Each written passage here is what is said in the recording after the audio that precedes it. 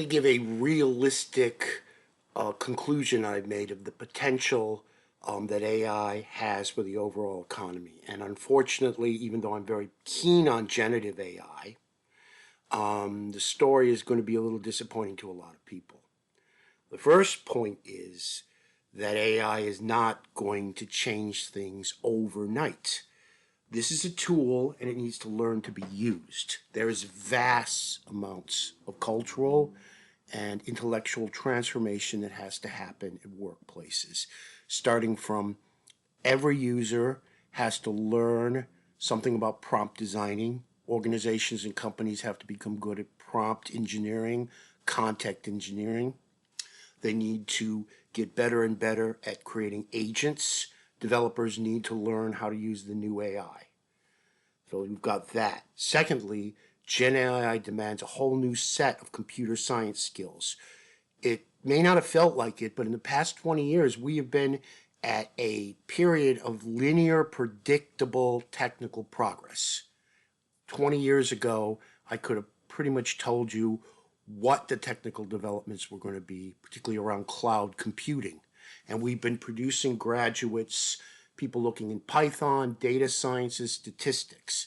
Generative AI brings up an entirely new set of skills, okay?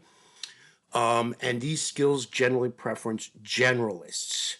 Suddenly, in prompt engineering, skills in writing, which is taught through literature, is ethics, which is taught through philosophy, which also has applied in prompt engineering, cognitive science, psychology. These are things that were seen as pointless majors and were de-emphasized for a very long period of time, which means that we do not really have people out there who can write well, who can reason logically or critically. I mean, God only knows, look at the social media.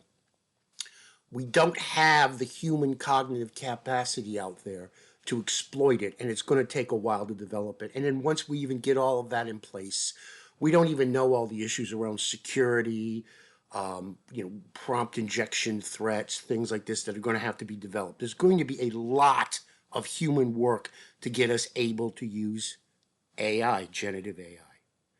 But that said also, generative AI will be revolutionary in how IT is conducted, but it remains IT until there's some massive revolution in robotics, okay?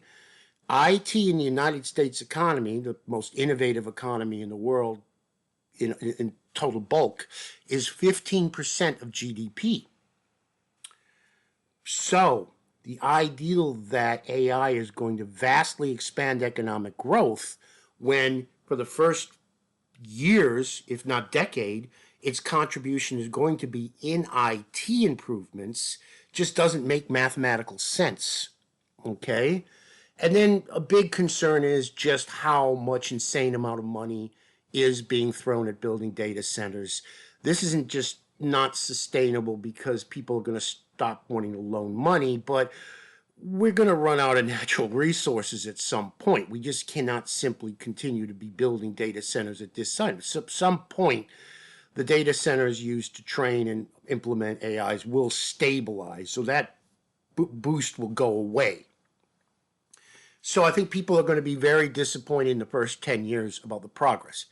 Is it a revolutionary tool? Yes, it is a revolutionary IT tool. And just like the internet, people who stick with it, understand it, work with it, will become the richest people on the earth. Probably the first trillionaire will likely be making that last hundreds of billions of dollars off of IT AI.